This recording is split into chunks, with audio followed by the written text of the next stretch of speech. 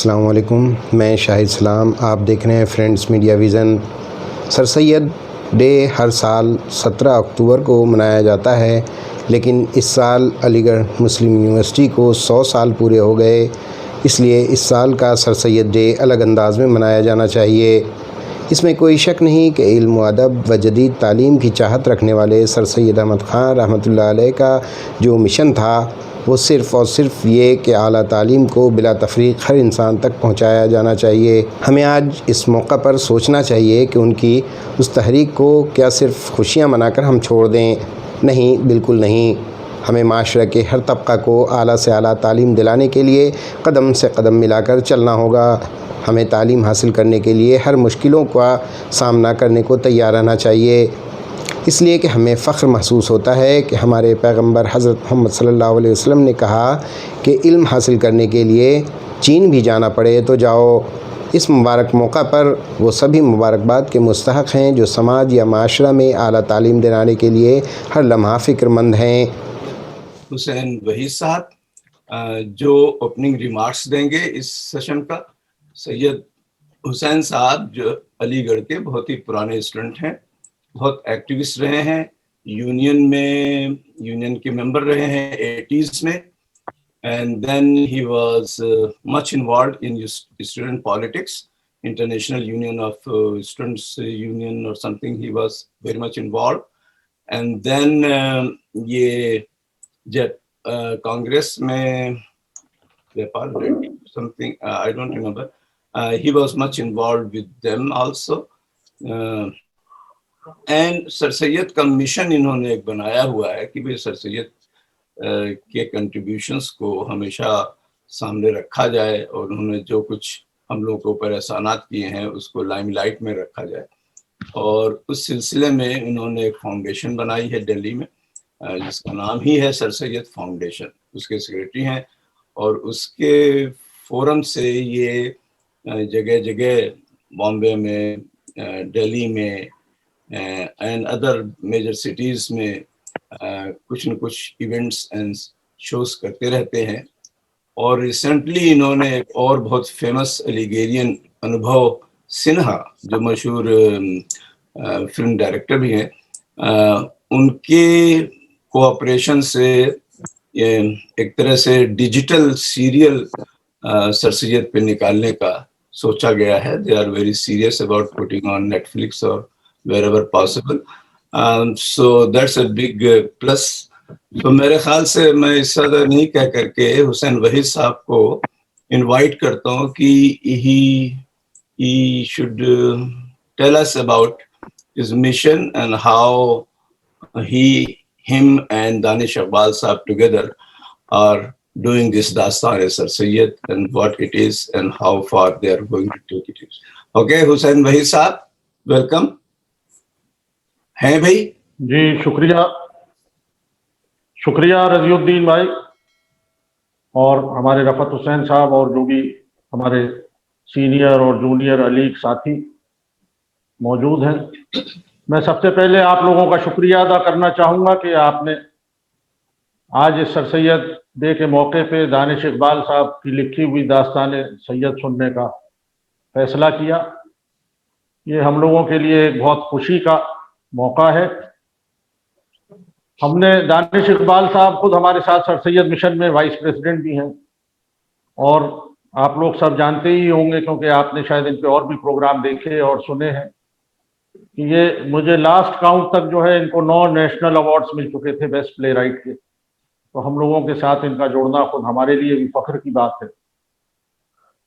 آج کے موقع پہ ہم لوگ ایک ایسے شخص کو یاد کرنے کے لیے اکٹھا ہوئے ہیں اور ہوتے ہیں ہر سال اور دنیا میں ہر جگہ، جس کو اگر یہ کہا جائے کہ one of the greatest since of modern India تو غلط نہیں ہوگا۔ ان کے جو کنٹریبیوشنس ہیں مختلف فیلڈز میں، ایجوکیشن کے علاوہ جرنلزم کے میدان میں ایز پارلیمنٹیرین جو انہوں نے رول ادا کیا ہے انگریزوں کے وقت میں، ایز رائٹر، ایز آرکیولوجسٹ، اور مختلف میدان میں بہت سی جگہ شاید ہم لوگ ریئلائز بھی نہیں کرتے کہ آج بھی اس سے جو ہم لوگ فائدے اٹھا رہے ہیں، اور جو یونیورسٹی ہے جس کے ذریعے ہم لوگ سب ایک جس رشتے سے جڑے ہیں وہ تو اپنی جگہ ہے ہی۔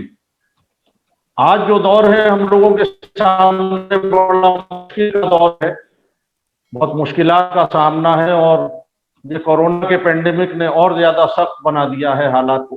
خاص کر ہماری کمیونٹی جو ہے وہ پہلے سے بہت کمزور ہے، اور اس نے اور مینی فولڈ یہ چیلنجز ہمارے سامنے بڑھا دیے ہیں. ایسے کرائسس کے وقت میں جب ہم لوگ نظر ڈالتے ہیں جس پریشانیوں سے ہم لوگ اب سے نہیں لمبے عرصے سے جن امتحانات سے گزر رہے ہیں، اگر نظر ڈالتے ہیں اور دیکھتے ہیں کہ کوئی ایسا رول ماڈل، کوئی ایسا آئیکن جو ہمارے لیے مشعل راہ بنے، جو ہمیں انسپائر کرے، موٹیویٹ کرے ان مصیبت کی گھڑیوں میں، امتحان کی گھڑیوں میں اپنی راہ نکالنے کے لیے، تو صرف اور صرف پچھلے 100-200 سال میں سر سید احمد خان کے علاوہ کوئی دوسری شخصیت ہمیں نظر نہیں آتی. اگر میں یہ کہوں کہ ٹھہری ہے تو ایک چہرے پہ ٹھہری رہی برسوں، بھٹکی ہے تو پھر آنکھ بھٹکتی ہی رہی ہے. سر سید احمد خان نے جن حالات میں آگے بڑھ کے اپنی قوم کے لیے کام کرنے کا فیصلہ کیا تھا، وہ شاید ہم لوگوں کے اس دور سے بھی زیادہ مشکل اور سخت حالات تھے، کیونکہ ہم لوگ تو مصیبتوں سے اب گزرنے کے عادی ہو چکے ہیں کئی صدیوں سے، لیکن اس وقت وہ ایک رولنگ کلاس تھی، ایک قوم جو کئی سو سال سے حکومت کر رہی تھی، وہ بالکل ایک دم سے اس کے پاس سے نہ صرف کچھ چھن گیا تھا بلکہ اس کے سامنے چاروں طرف سے مصیبتیں اور حملے تھے. اور ایک شوق کی حالت میں قوم کو جگانے کے لیے انہوں نے جس طرح پہلے سچویشن کو ظاہر ایسیس کیا اور پھر ڈائگنوسس کیا کہ کیا ہو سکتا ہے، اور اس نتیجے پہ پہنچے کہ ماڈرن ویسٹرن ایجوکیشن کے علاوہ قوم کو آگے بڑھانے کے لیے، اس کو سلمبر سے اٹھانے کے لیے، اس شوق سے نکالنے کے لیے کوئی اور راستہ نہیں. انہیں یہ بھی پتا تھا کہ جب وہ یہ قدم اٹھائیں گے تو ریزسٹنس ملے گا، کیونکہ قوم کے حالات سے وہ بخوبی واقف تھے. اور ایجوکیشن کے لیے جب وہ دیکھتے تھے تو انہوں نے ایک جگہ کہیں کہا بھی ہے کہ اس تعلیم کے تعلق سے مسلمان نوجوانوں کی، کہ میتھمیٹکس سے مسلم نوجوان اس طرح بھاگتا ہے جیسے لاہور سے شیطان بھاگتا ہے. اور وہ جانتے تھے کہ کس طرح کا ریزسٹنس آئے گا، لیکن سب سے بڑی جو خوبی ہم لوگ سمجھتے ہیں اور جس کو سب سے زیادہ ایڈمائر کرتے ہیں وہ یہ کہ وہ اپنوں کی گالی کھانے کے لیے، اپنوں کی مخالفت سہنے کے لیے تیار ہو کر، ذہنی طور پہ آمادہ ہو کے انہوں نے اپنا کام شروع کیا، اور ان کے اوپر سنگ ملامت ہر طرف سے آتے رہے، اور جس ڈگنیٹی کے ساتھ اور جس ہمت کے ساتھ انہوں نے پورے اپنے مشن کو چلایا اور آگے بڑھایا، یہ ہم لوگوں کے لیے آج بھی نہ صرف ہندوستان کے لوگوں کے لیے بلکہ باقی دنیا میں بھی ایک بہت بہترین مثال ہے جس کو ہمیں زندہ رکھنا چاہیے، آگے بڑھانا چاہیے. لیکن جب میں یہ کہہ رہا ہوں کہ one of the greatest since of modern India, تو ان کو شاید ان کا مقام نہیں مل سکا، اور یہ ہم لوگ بھی اس میں اپنی ناکامی ایک طرح سے سمجھتے ہیں کہ جو مقام انہیں ملنا چاہیے، جس طرح کا ریکگنیشن انہیں ہندوستان کے اندر اور باہر ملنا چاہیے تھا، کہ ان کو جس طرح کا مقام ملنا چاہیے تھا، ہم لوگوں کو بہت شدت سے اس بات کا احساس ہوتا ہے کہ ان کو وہ ریکگنیشن اور وہ مقام نہیں مل سکا، اور جو ان کی خوبیاں تھیں جن کو ہم لوگوں کو آج اجاگر کرنے کی ضرورت نہ صرف ان کے لیے ہے بلکہ اپنے لیے زیادہ ضروری ہے کہ ان خوبیوں کو اجاگر کریں. اس میں بھی کہیں انصاف نہیں ہوا ان کی شخصیت کے ساتھ، اور بلکہ جہاں ان خوبیوں کی بجائے انہی آسپیکٹس کے اوپر بار بار غلط طریقے سے حملے اور چیٹا کشی بھی ہوتی رہی ہے. جو ان کی کوالٹیز جو سب سے زیادہ ہم لوگوں کو اپیل کرتی ہیں اور جو آج لگتا ہے کہ سب سے زیادہ ریلیونٹ ہیں ہم لوگوں کے لیے اور دنیا کے سامنے رکھنا ضروری ہے، وہ سب سے پہلی چیز ہے انکلوسیونیس. انہوں نے جس وقت اپنے مشن کے لیے کام شروع کیا، مدرسۃ العلوم کو قائم کرنے کے لیے جب وہ نکلے، تو سب سے پہلے تو انہوں نے ایک دوست ان کے، ابھی میں نے پرسوں ہی پڑھا، ڈاکٹر شافق رضوی نے ایک مضمون میں ریسنٹ تہذیب الاخلاق کے لکھا ہے کہ ایک دوست آئے جن کے امام ضامن سے انہوں نے کہا کہ یہ رقم اگر مستحق کو جانی چاہیے تو تمہاری قوم کے بچوں سے زیادہ کوئی مستحق نہیں ہے آج، یہ آپ چندہ دیجئے. بولنے کا وقت آیا 2-2.5 سال کے اندر تو 3.5 لاکھ روپے سے زیادہ ان کے پاس تھے. اس کے علاوہ انہوں نے پھر تہذیب الاخلاق، علی گڑھ انسٹیٹیوٹ گیزٹ اور جو کچھ اپنے کام کے لیے ضروری تھا، مسلم ایجوکیشنل محمدن ایجوکیشنل کانفرنس اور سب چیزیں کرتے رہے اپنے اس کو آگے بڑھانے کے لیے، لیکن ہر موقع پہ انہوں نے ہندو دوستوں سے کنٹریبیوشنز لیے اور ان کنٹریبیوشنز کا اعتراف بہت دل کھول کے کیا۔ مدرسے کے اندر بھی ہندو اسٹوڈنٹس کے آنے سے وہ بہت خوشی کا اظہار کرتے تھے، اور ہر جگہ، اور اس وقت سے لے کے آج تک اگر ہم دیکھتے ہیں تو علی گڑھ کے اندر مسلمس کے علاوہ دوسری کمیونٹیز کے لوگ، نہ صرف ہندو اور سبھی کمیونٹیز کے لوگ اور دوسری نیشنلٹیز کے لوگ بھی فائدہ اٹھاتے رہے ہیں۔ یہ انکلوسیونیس جو سر سید نے جس کی بنیاد ڈالی تھی، یہ آج بھی ہم لوگوں کے لیے سب سے بڑی اسٹرینتھ کا باعث ہونا ہے۔ اور اگر ہم لوگ، جیسا آپ نے ابھی نام لیا ہمارے دوست کا، اس طرح کے میں کہوں انگنت لوگ ہیں جو ہمارے مشن میں، دوسرے ریلیجنس فالوور، دوسری نیشنلٹیز کے لوگ جو ہمارے مشن کو آگے بڑھانے میں، ہمارے اسٹرگل میں کے ساتھ قدم سے قدم ملا کر چلنے کے لیے تیار ہیں، اور وہی ہمارے لیے نہ صرف طاقت ہے بلکہ ان کے آنے سے وہ طاقت ملٹی پلائی ہو جاتی ہے۔ بہت انہوں نے یہ فیصلہ کیا کہ اس کو آگے بڑھایا جائے، تو ہم نے دانش اقبال صاحب سے، جو ہمارے مشن کو بنانے میں بھی ہمارے ساتھ رہے اور وائس پریزیڈنٹ ہیں، ان سے گزارش کی کہ آپ ایک داستان سر سید کے اوپر لکھیں، کیونکہ سر سید کو ہم لوگ یاد کرتے ہیں اکتوبر کے مہینے میں، اور اس کے بعد پھر اپنے اپنے کاموں میں لگ جاتے ہیں۔ غم روزگار کی جو مجبوریاں ہیں وہ سب کو الجھائے رکھتی ہیں، لیکن ضروری ہے کہ اس طرح سے کچھ سر سید کے میسج کو پہنچایا جائے کہ جو انگیجنگ بھی ہو اور انٹرٹیننگ بھی ہو اور دیر پا جس کا۔ تو دانش اقبال صاحب سے ہم لوگوں نے گزارش کی، تو انہوں نے یہ داستان ہمارے کہنے سے لکھی، اس لیے سب سے زیادہ خوشی ہے۔ ہم لوگ بیچ میں سر سید کے میسج کو عام کرنے کے لیے کچھ موقعوں کا بھی استعمال کرتے رہے، جیسے 2010 میں کمبھ کا میلہ ہریدوار میں ہو رہا تھا، کئی مہینے چلتا ہے۔ اس میں ایک علیگ دوست ہمارے انچارج تھے ڈی آئی جی کمبھ کے سیکورٹی کے، ان سے کہا، ان کی مدد سے ہم لوگوں نے سر سید کے میسج کو پروپوگیٹ کرنے کے لیے وہاں میڈیکل کیمپس لگائے 3-4 الگ الگ لوکیشنز پہ، الگ الگ ڈیٹس میں، اور جس میں ہمارے سینئر علیگز عارف محمد خان، جناب محمد ادیب صاحب، ظفر اقبال صاحب سے لے کے کئی لوگ گئے حوصلہ افزائی اور سپورٹ کے لیے، اور جو ہمارا مقصد تھا وہ پورا بھی ہوا، کافی پروپوگیشن ہوا سر سید کے ویوز کا، انکلوسیونیس کا۔ اس کے بعد ہم نے ایک موقع پہ گولڈن ٹیمپل کے اندر بھی گرو نانک جینتی کے موقع پہ ہم نے میڈیکل کیمپ لگایا، علی گڑھ سے ڈاکٹرز گئے، ہمارے مشن کے یہ ایک ممبر ہیں ڈاکٹر اعظم میر، وہ موبلائز کر کے ٹیچرز اور اسٹوڈنٹس کو، ڈاکٹرز کو بہت سارے اور بہت بڑی تعداد میں دوائیں لے کے گئے، اور اس کیمپ کا انوگریشن بھی وہاں گولڈن ٹیمپل کے جو جتھے دار ہیں انہوں نے کیا تھا، اور بہت سراہا، سکھوں نے بھی بڑا اپریشیٹ کیا۔ لیکن یہ سب چیزیں انٹرمیٹنٹ ہوتی ہیں، اس لیے یہ ہوا کہ داستان سے شروعات کی جائے، اور دانش صاحب نے جیسا شاید بتایا، جیسا ابھی رضی الدین صاحب نے ذکر بھی کیا، اس کے بعد دانش صاحب کا اور ہم لوگوں کا ارادہ یہ تھا کہ ڈاکومنٹریز بنائیں سر سید کے اوپر، ان کے رفقا کے اوپر اور فالوورز کے اوپر، حضرت موہانی جیسے لوگوں کے اوپر، اور علی گڑھ کی یہ جو ایک گیلیکسی ہے سر سید کے ساتھیوں کی اور ان کے فالوورز کی، ان کے اوصاف جو ہیں دنیا کے سامنے رکھے جائیں، جس سے علی گڑھ نہ صرف انہیں صحیح مقام ملے، علی گڑھ کے لوگوں کو بھی صحیح ریکگنیشن ملے، اور ہم لوگ اور اس سے انسپائر اور موٹیویٹ ہو کے اور کام کر سکیں آگے چل کے۔ تو اس کے لیے ہم لوگوں نے ڈاکومنٹریز کا اور سیریز کا بھی جیسا بتایا، ہمارے علی ساتھی جو آج فلموں میں بہت آگے ہیں، بہت اچھی طرح بڑا اپریشیٹ کیا جا رہا ہے ان کے کام کو، اور بہت سارے لوگ ہیں، وہ سب مل کے ہم لوگ، ہمارے مشن کے جو پریزیڈنٹ ہیں گجانند پرساد جی ہیں، جو 70s میں علی گڑھ سے جنہوں نے انجینئرنگ کی اور ریلوے کی بہت سینئر پوزیشن سے ابھی حال ہی میں ریٹائر ہوئے ہیں، ملن سنگھ بھی ہمارے مشن کے ممبر ہیں، چندر شیکھر جی ہیں جو سپریم کورٹ کے ایڈوکیٹ ہیں۔ ایسے لوگوں کو بھی ہم نے شامل کیا ہے کہ ایک براڈر آڈینس کو ریچ کر سکیں اور اپنی بات کو پہنچا سکیں۔ آپ لوگوں نے جو یہ موقع دیا ہے اسے داستان کو آج سننے کا فیصلہ کر کے، اس سے ہم کو بڑی تقویت ملی ہے۔ ہم لوگوں نے مارچ میں 27 مارچ کو سر سید کی یوم وفات پہ اسے کرنے کا، اسٹیج کرنے کا 2-3 جگہ فیصلہ کیا تھا اور تیاریاں کر رہے تھے، لیکن یہ کورونا کے پینڈیمک نے سب چیزوں پہ پانی پھیر دیا تھا۔ آپ نے اسے ریوائیو کر دیا اور دوبارہ سے اس حوصلے کو جگا دیا، اس کے لیے آپ سب کا بہت بہت شکریہ۔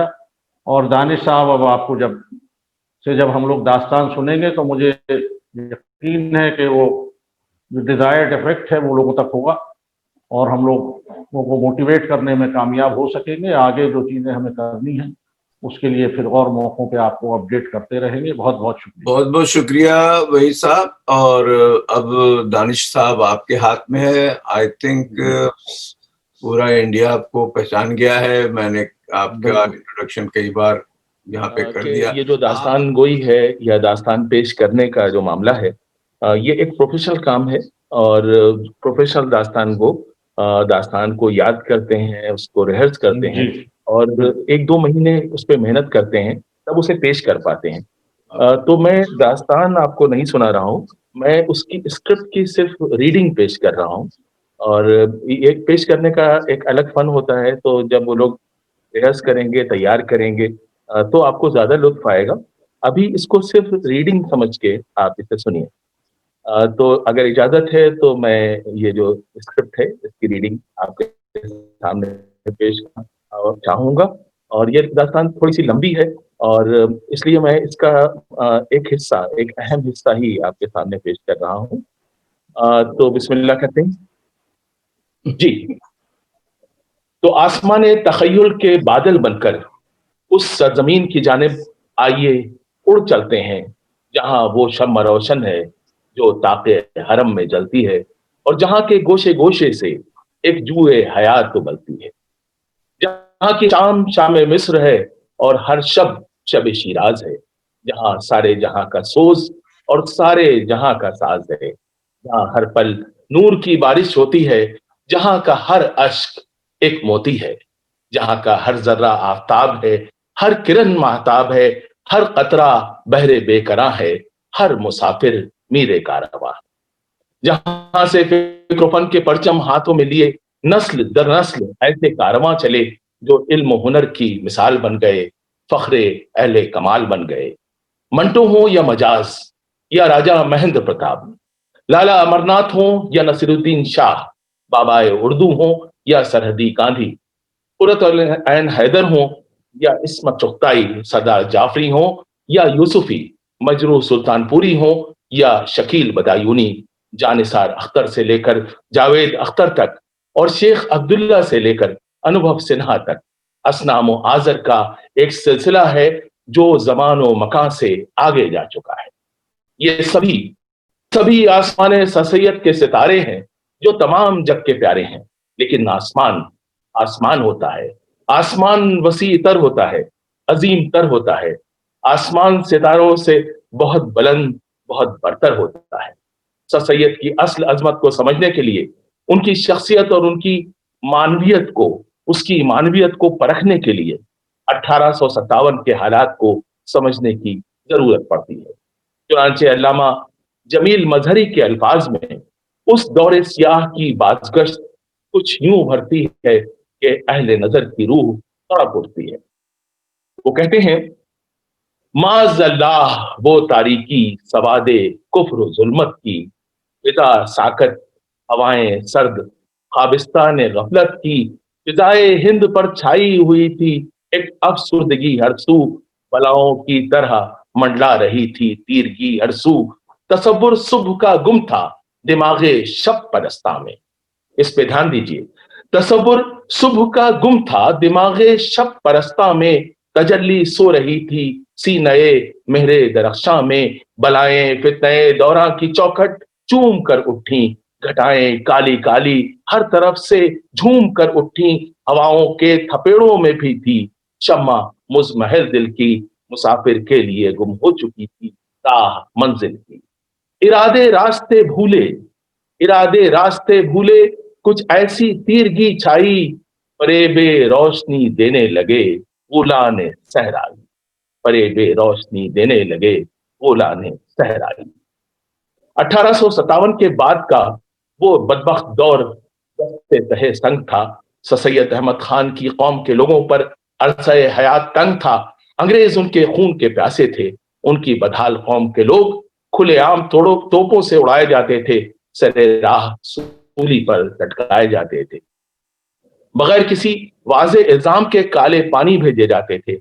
उनके घरों की ईंट से ईंट बजा दी गई थी, खुले बंदों इज्जत उतारी गई थी। ان کی جائیدادیں چھن چکی تھیں، نوکریاں ختم ہو چکی تھیں، ذریعہ معاش کے دروازے بند ہو چکے تھے اور روزگار کے تمام راستے مسدود تھے۔ تباہی، بربادی اور غلامی کے دور کی ابتدا بھیانک تھی۔ قوم و ملک کی عجب حالت تھی۔ جو نہیں سوچا جا سکتا تھا وہ ہو چکا تھا۔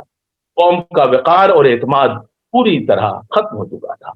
وہ دور بہت تاریک دور تھا۔ کوئی امید، کوئی راستہ نظر نہ آتا تھا۔ سید احمد راتوں کو جاگ کر دیر تک قوم کی حالت دار کے بارے میں سوچتے رہتے تھے۔ وہ کہا کرتے تھے، میں ان کو کوٹ کر رہا ہوں، جب کبھی میں جدید دور کے عالموں اور مہذب آدمیوں کو دیکھتا ہوں، جہاں کہیں بھی عمدہ مکانات دیکھتا ہوں، جب کبھی بھی عمدہ پھول دیکھتا ہوں، تو مجھ کو ہمیشہ اپنا ملک اور اپنی قوم یاد آتی ہے اور نہایت رنج ہوتا ہے کہ ہائے ہائے ہماری قوم ایسی کیوں نہیں ہے۔ مجھے کامل یقین ہے کہ ہماری تمام ذہنی اور سماجی بیماریوں کا واحد علاج جدید تعلیم میں چھپا ہے۔ اس مقصد کو حاصل کرنے کی خاطر، اب یہاں پہ دھیان دینا ہے آپ کو، جب تک کوئی اور سامنے نہیں آتا۔ سر سید لیڈر نہیں بننا چاہتے تھے۔ سر سید نے جو کیا وہ شاید نہیں کرنا چاہتے تھے، وہ چاہتے تھے کوئی دوسرا کرے۔ اب اس جملے میں آپ دیکھیے، اس کو ڈیکنسٹرکٹ کر کے دیکھیے، اس مقصد کو حاصل کرنے کی خاطر جب تک کوئی اور سامنے نہیں آتا، یہ کام مجھ ہی کو کرنا ہے، اور یہی انہوں نے کیا بھی۔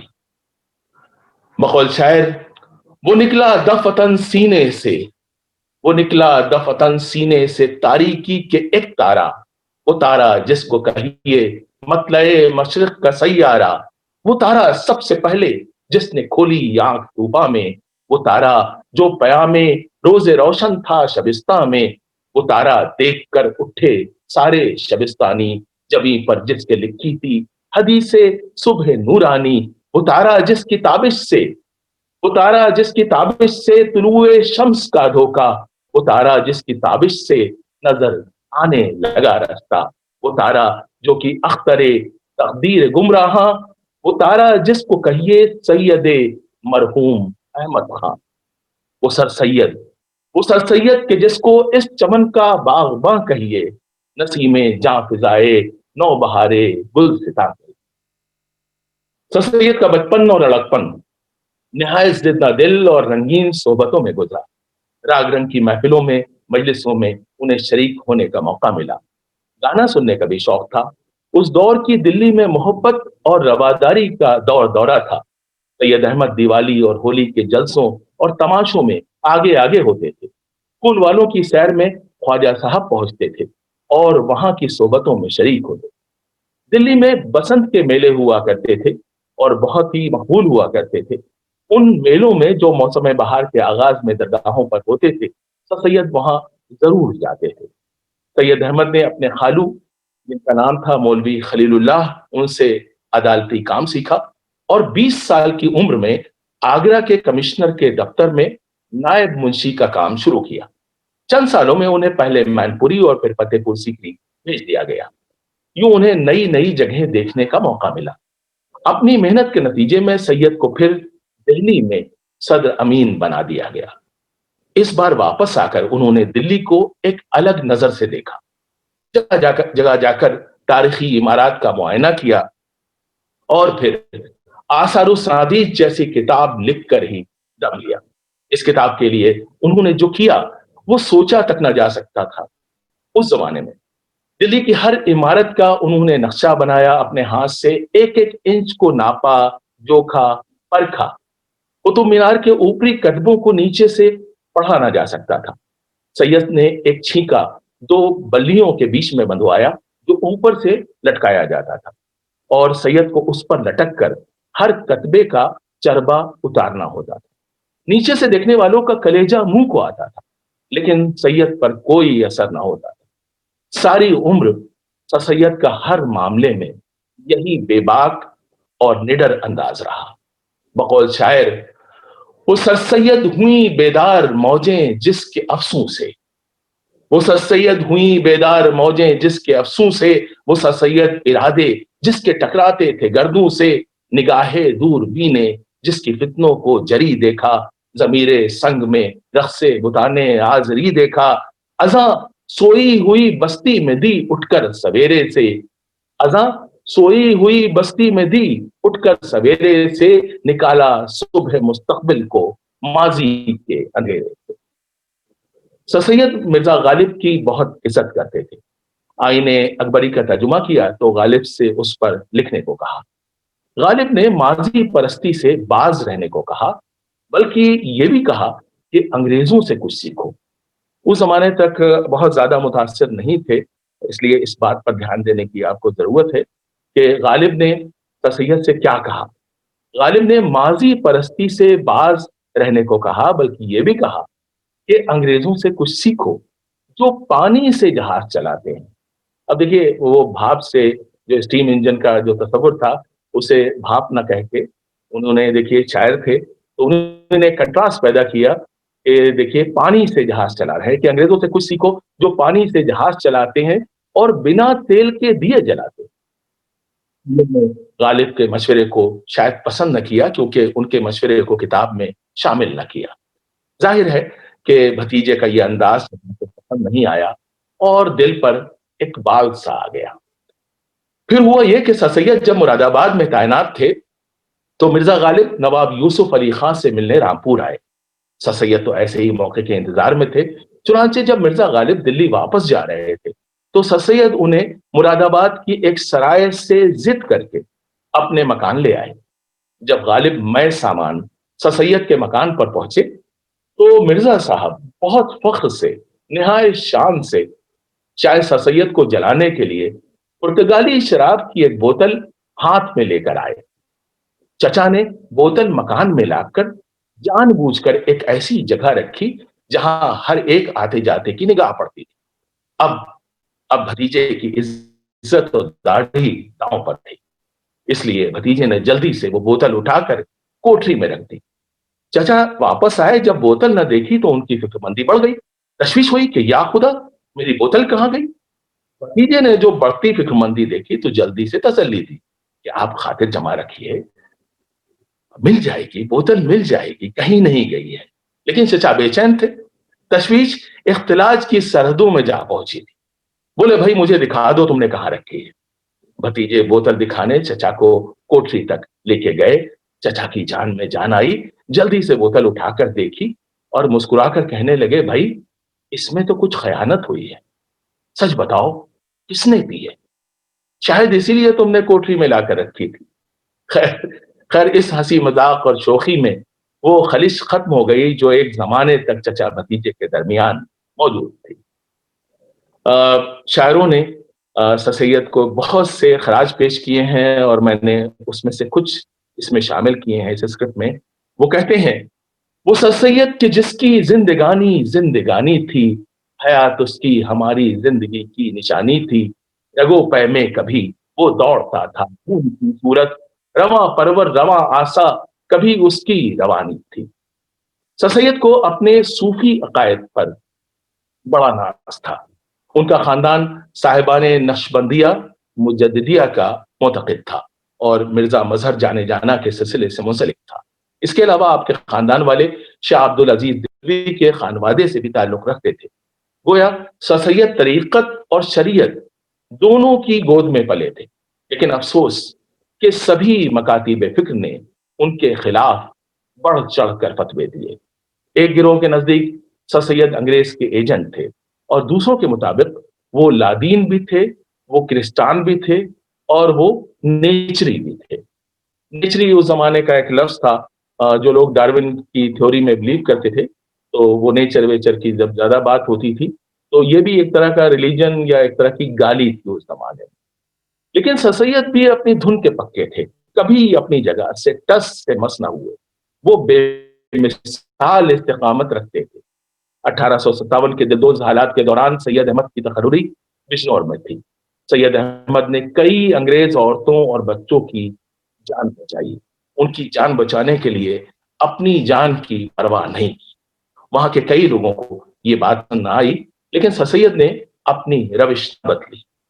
بجنور کے کلکٹر زمانے میں مسٹر شیر تھے اور مسز شیر سے سر سید کی بہت आहो रस्म थी।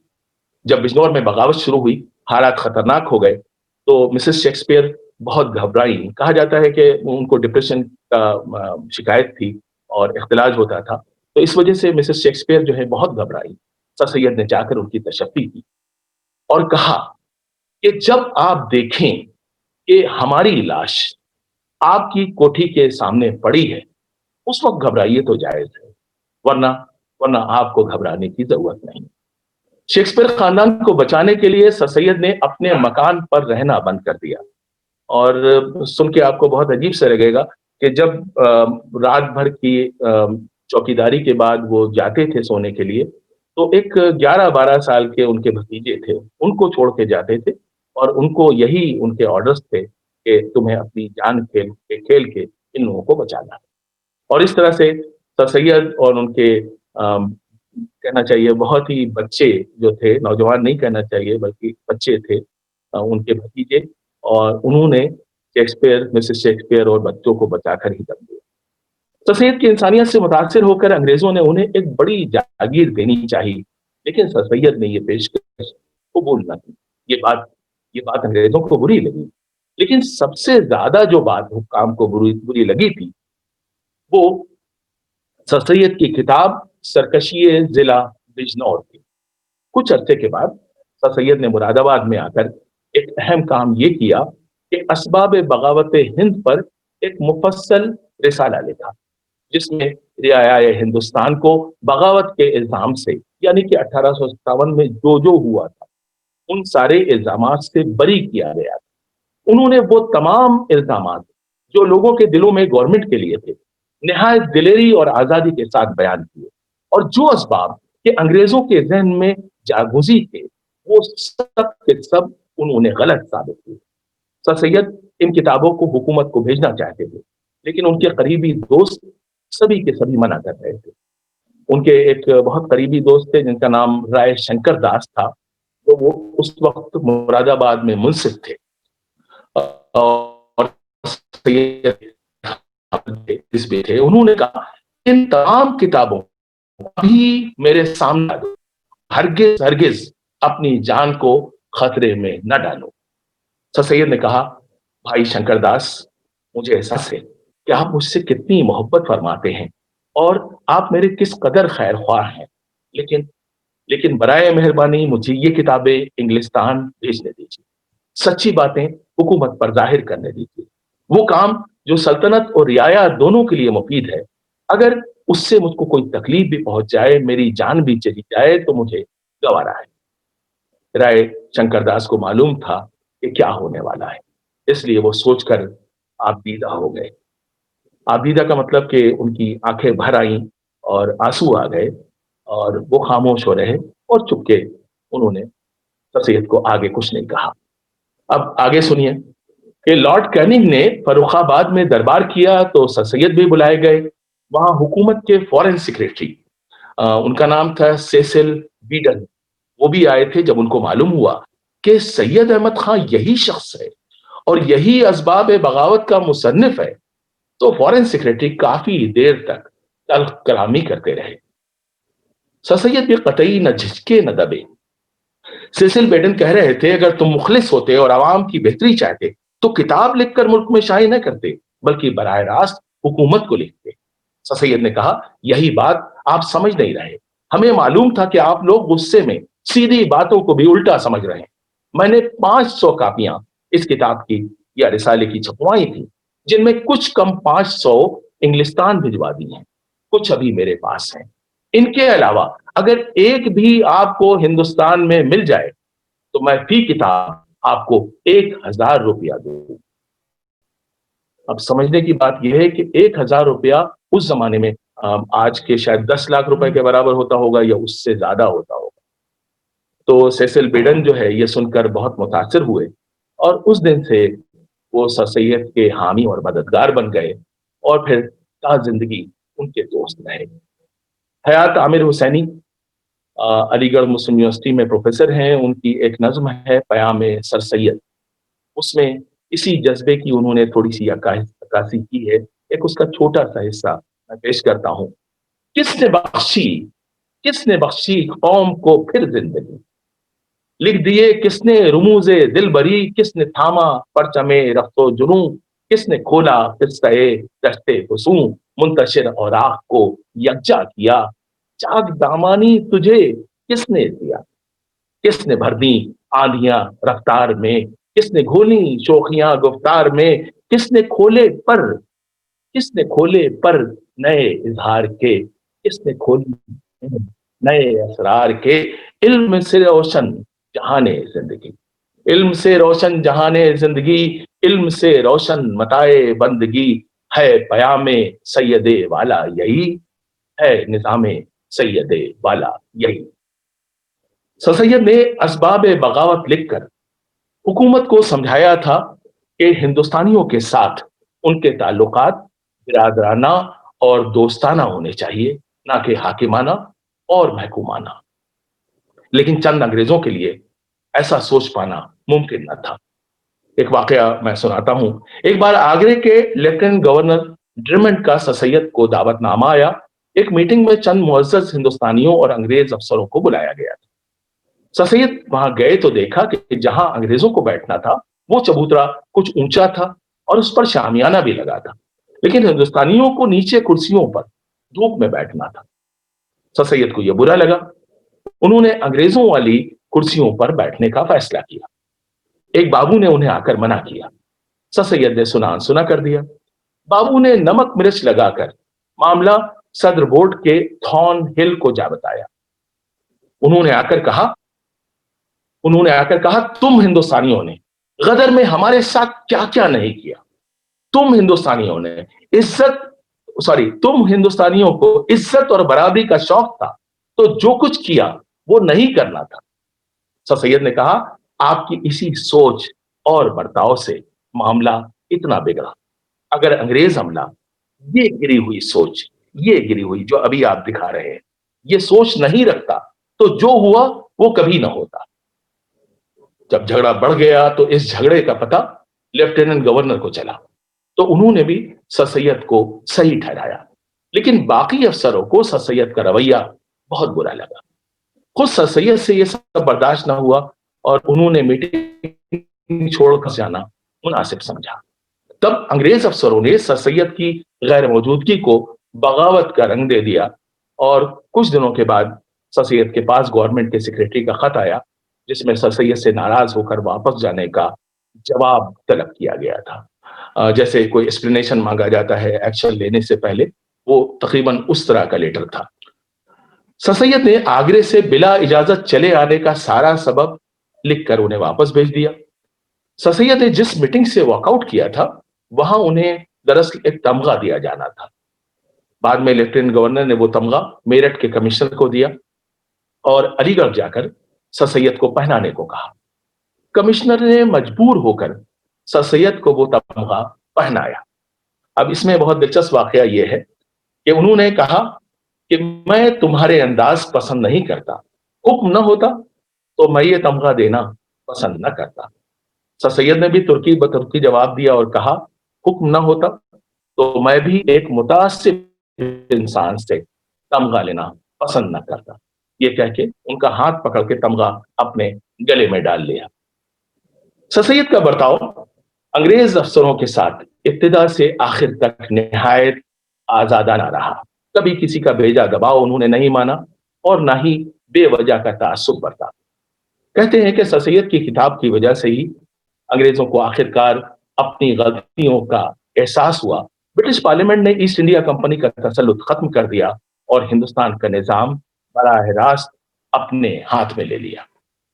شاعر نے شاید انہی جذبات سے متاثر ہو کر کہا ہوگا، عجب حالات کی گردش تھی، ہر جانب اندھیرا تھا، جدھر دیکھو ادھر ہی خوف اور دہشت کا ڈیرا تھا، فرنگی غاصبوں کے ظلم کا امت نشانہ تھی، حکومت جس سے چھینی تھی وہی ملت نشانہ تھی، یہ حالت تھی کہ اس کا خون پانی سے بھی ارزاں تھا، زمیں سہمی ہوئی تھی، آسماں بھی جس سے لرزاں تھا، کیا محسوس سر سید نے جو غم تھا قوم و ملت کا، خصوصاً امت مسلم پہ سایہ جو ذلت کا، تدارک کس طرح سے ہوگا सोची इसकी तदबीरें, नाकाम अब आएंगी जज्बात की बेसूद ताबीरें।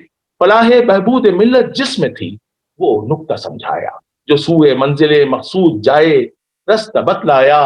उलूमे मगरिबी से मशरकी को जोड़ना होगा, लिसानी जो तासुब है उसे अब छोड़ना होगा। दिल्ली में जब सर सैयद मुंसिफ थे, तभी वहां पे जॉन पैटन गिबन्स सेशन जज थे। उनकी अदालत में दिल्ली के दो जागीरदार ठाकुरों का मुकदमा चल रहा था, दोनों में सख्त चल रहा था। उनमें से एक भाई जो छोटा था वो सर सैयद का गहरा दोस्त था। जागीर का मुकदमा कांटे की लड़ाई था, करोड़ों रुपए का मामला उसमें शामिल था और इनके गिबन्स साहब की अदालत में जेर समाअत था। तभी दूसरे भाई ने, जो बड़े भाई थे, जज साहब से कहा कि मेरे भाई को सैयद अहमद खां मुंसिफ मेरे खिलाफ बहकाता है, फुसलाता है, हर किस्म की मदद देता है, इसलिए जब तक हमारा झगड़ा अदालत से तय न हो जाए सैयद अहमद मुंसिफ मेरे छोटे भाई से मिलना छोड़ दो। ये बाकायदा लिख के उन्होंने कोर्ट में पेश किया। चुनांचे जॉन पैटन गिबन्स सेशन जज ने सर सैयद को बुलाया और कहा कि जब तक मुकदमे का फैसला नहीं हो जाता तुमको छोटे ठाकुर से मिलना छोड़ना होगा। जॉन पैटन गिबन्स के तनतने और रोबदाब से सारा इलाका डरता था, किसी की मजाल न थी जो उनके सामने चूं चरा करता। लेकिन सर सैयद ने साफ कह दिया कि मैं बेशक आपकी बात मानता अगर आपका हुक्म सरकारी कामकाज से मुताल्लिक होता, लेकिन यह है मेरा बिल्कुल निजी मामला। कल को अगर आप कहें कि मैं चंद रोज अपनी मां से या बहन से न मिलूं तो मैं मान, लेकिन इससे भी अहम जनाब, इससे भी अहम यह सोचना है कि क्या आपको ऐसा मशवरा देना चाहिए था। जज साहब को भी एहसास हो गया था कि यह शख्स कितनी मुतवाज़िन सोच रखता है, इसलिए उन्होंने उसके बाद कभी कोई बेजा दबाव सर सैयद पे न डाला, बल्कि सर सैयद का मकाम उनकी नजरों में बढ़ गया। एक बार हुकूमत वक्त की जानिब से ये बात है, जब वो मुंसिफ नहीं थे, बाद के दौर की बात है, हुकूमत वक्त की जानिब से कमेटी बनाई गई जिसका काम था कि मालूम करे कि मुसलमानों में घटती तालीम की वजह क्या थी। इस कमेटी की मीटिंग बनारस में थी। सर सैयद कमेटी के सेक्रेटरी थे और नवाब मोहसिनुल मुल्क इस कमेटी के मेंबर थे। इत्तेफाक से दोनों एक ही कमरे में ठहरे।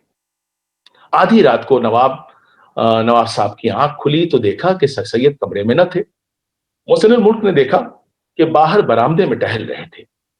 वहां जाके उन्होंने देखा कि ये तो ज़ारो कतार रोते जाते थे। उनको रोते देखकर मोहसिनुल मुल्क घबरा गए। वजह पूछी तो सैयद रोते रोते कहते जाते थे कि मोहसिनुल मुल्क, हमारी कौम के हालात बिगड़ गए, समझ नहीं आता कि क्या किया जाए कि अपनी कौम तरक्की कर सके, आगे बढ़ सके। नवाब मोहसिनुल मुल्क कहते हैं, उस रात मुझे मालूम हुआ कि सर सैयद कितना दर्दमंद दिल रखते थे। उस दिन से वो मेरे पीर व मुर्शिद बन गए और जिंदगी भर मेरे पीर रहे।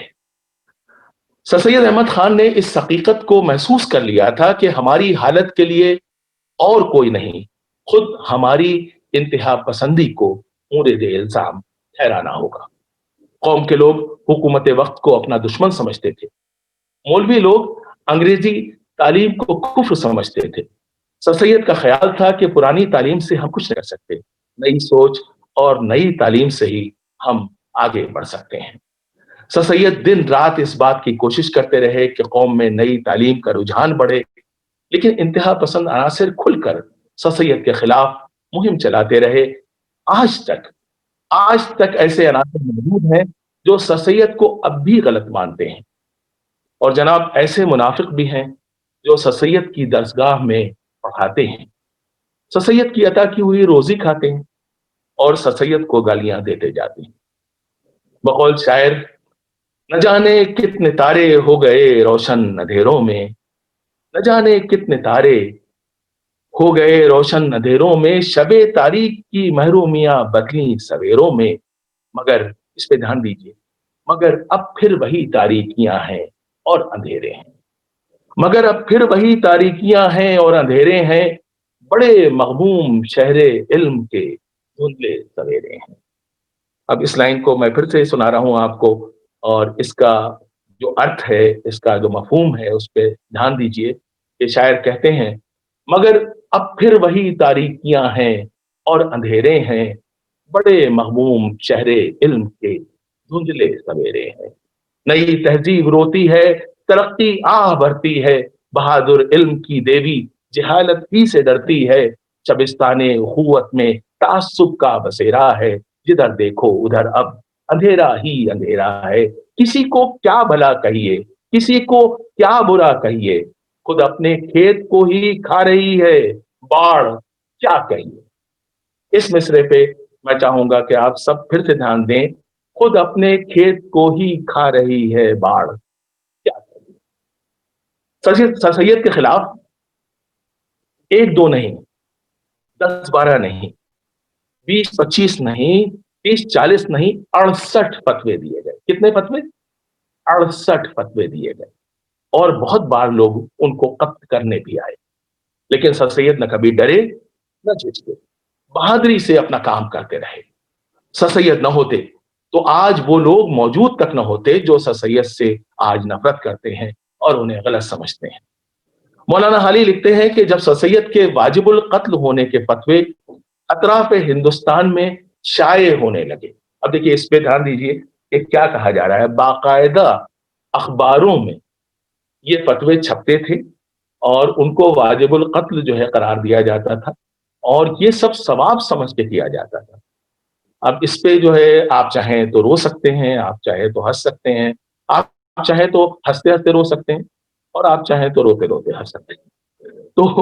तो मौलाना हाली लिखते हैं कि जब सर सैयद के वाजिबुल कत्ल होने के फतवे अतराफ हिंदुस्तान में शाये होने लगे, तो उनकी जान लेने की धमकियों के गुमनाम खतूत उनके पास आने लगे।